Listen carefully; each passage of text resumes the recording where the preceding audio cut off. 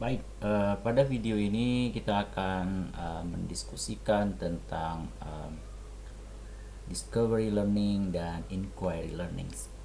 Ini mungkin dua istilah dari model pembelajaran yang sering kita dengar dan terkadang terjadi miskonsepsi tentang ini, di mana karena istilahnya berdekatan seperti itu.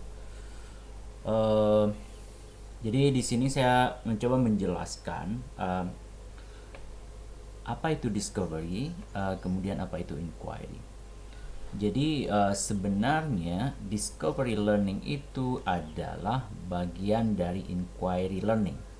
Jadi inquiry itu term yang lebih besar daripada discovery seperti itu.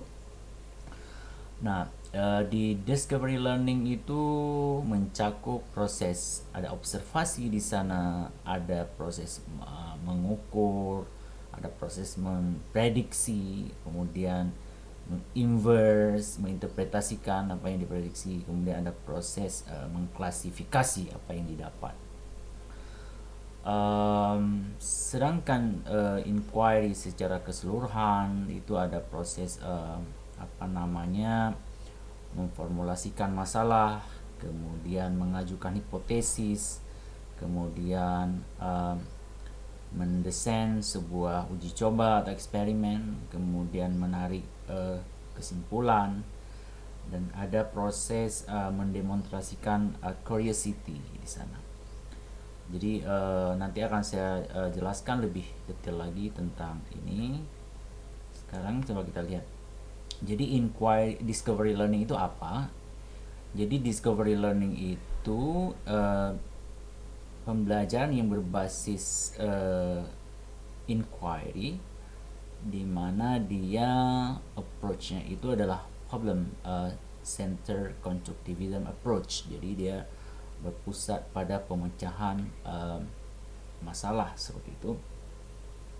Tujuan utama dari discovery learning adalah dapat dicapai melalui proses inquiry, gitu ya, atau pemecahan masalah.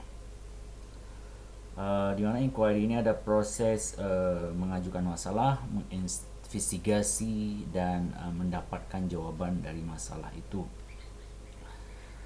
Sedangkan pemecahan masalah adalah proses di mana kita melakukan sesuatu, kita mendapatkan masalah atau ketidakpastian atau difficulty atau kesulitan. Selanjutnya, jadi inquiry based learning itu ada levelnya.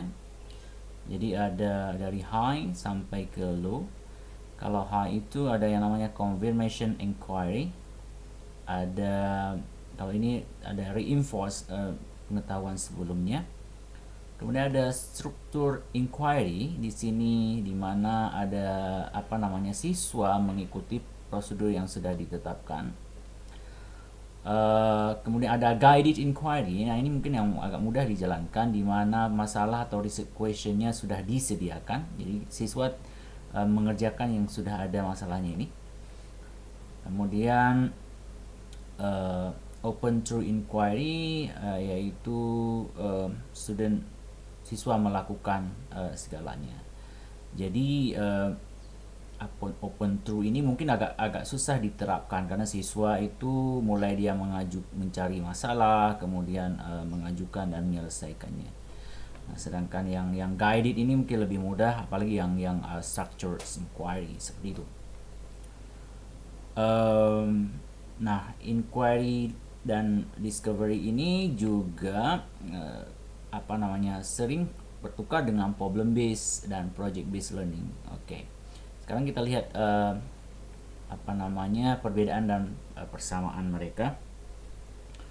Persamaannya adalah semua ini, model ini, inquiry, discovery, problem based dan project based, adalah berpusat pada siswa, dan dia berdasarkan constructivism. Jadi base-nya itu adalah teori constructivism. Uh, Kemudian kalau kita lihat inquiry itu tidak selalu harus konteks nyata. Oke. Begitu juga dengan discovery tidak selalu konteks nyata. Tapi kalau problem base itu dia harus selalu konteks nyata, begitu juga dengan project base. Nah, ini yang beda kedua antara inquiry, discovery, problem base dan project base. Jadi ada dua ini yang tidak selalu konteks nyata, bisa konteks nyata, dan dua ini yang harus konteks nyata. Kemudian di inquiry itu kita memformulasikan, ya, ada proses formulasi, ada proses mengajukan hipotesis, kemudian ada proses eksperimen di sana.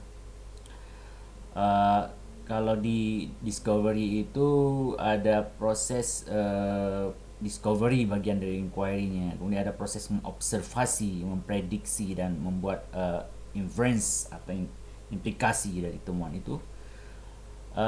Kalau problem base itu karena tadi konteks nyata, jadi konteks nyata itu diselesaikan dengan matematika, kira-kira seperti itu bahasa sederhananya. Sedangkan project base itu dia ada produk yang dihasilkan, sehingga butuh waktu jangka panjang dan melibatkan lebih dari satu topik matematika atau pelajaran. Jadi kira-kira seperti itu penjelasan singkat tentang discovery, inquiry, problem based dan project based learning. Untuk lebih detailnya akan kita jelaskan di video selanjutnya. Terima kasih.